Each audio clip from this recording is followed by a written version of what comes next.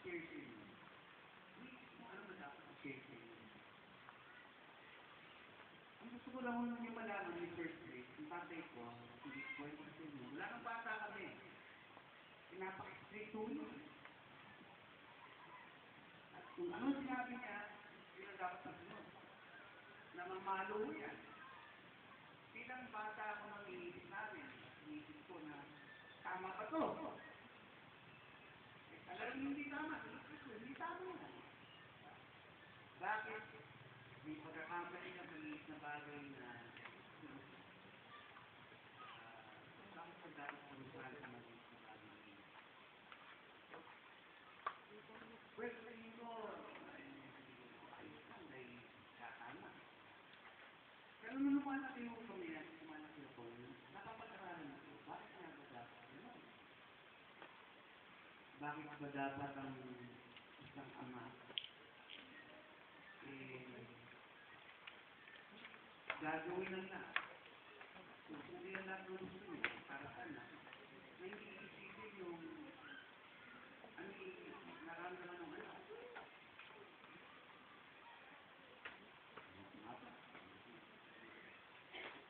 Ang tatay ko ay napaka-stricto hanggang dito. Siguro kaya marami siyang nakakalaban, nakakaaway, etc. Kaya ito yung napaka-stricto tao. Pag sinabi niya tama to. Diba? Siguro dito sa motivational to. Sa mga tagaw-jawa na alam yan. Yung tatay ko ay pwede lang ito. Ano sinabi niya? Hindi mo susunod. Siguro yung pa ninyo kung bakit ka ganun. Pero ang gusto ko siguro yung dahil nung kami yung tatay ko, dahil the spirit believer siya sa Diyos, na kung bilang anak na hindi nakita sa kanya, ganun din siguro siya. Na kung ano yung hindi niya, na nag-inig siya, linanaw niya, gagawin niya kahit na mali, isasigil niya. Kasi yun ang naramdaman ko eh. At ang Diyos ko sa kanya, yun ang dapat masunod. Kahit na may masaktan siyang tao, kahit na makasakit siya ng loob, pero nagsusorry naman siya, hindi naman siya. He always apologize for what he did wrong. Because in the final analysis ko rin, alam niya, mali yung ginawa niya. Pero bakit siya gumagawa ng ganong kamalian? Dahil yun, dahil ang feeling niya, dahil ito ang kapakanan ng bawat nasa kapupan niya o mga conflicts niya o kayo mga kaibigan. Para ba siyang sugo ang feeling niya?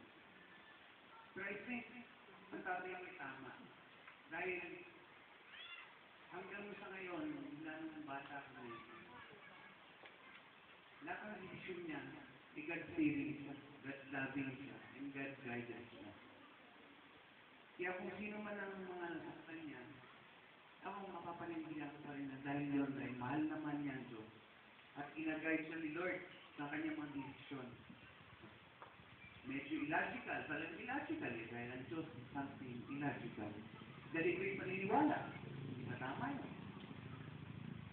Pero sometimes, sobra-sobra siguro yung ginawa niya, sobra-sobra yung paniniwala niya. Pero in the final thing na namatay siya ngayon, sana man lang we could forgive him for what he has done wrong. Dahil bago siya, siguro about a year or two bago siya nanghihina, naging pa siya eh, bumabait siya, sabi niya naman ng Linda eh. Huwag kang bibig na babay.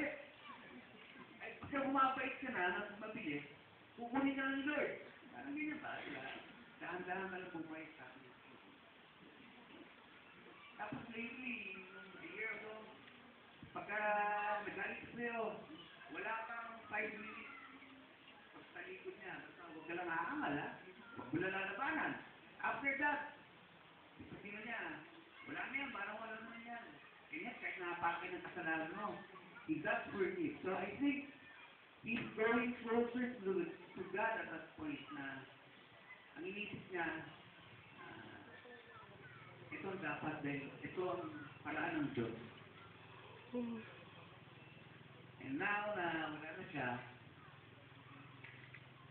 sa tingin ko, kung pag sa prosyento bilang tao at bilang mga tao, siguro 98% pa rin siya dahil may 2% pa rin ang difference. Pero sana, si Mr. Mendoza, Arsenio Mendoza, being my father, sana palakpakan po natin siya ng magarbong-garbo. Ikaw na, ina. Ikaw na.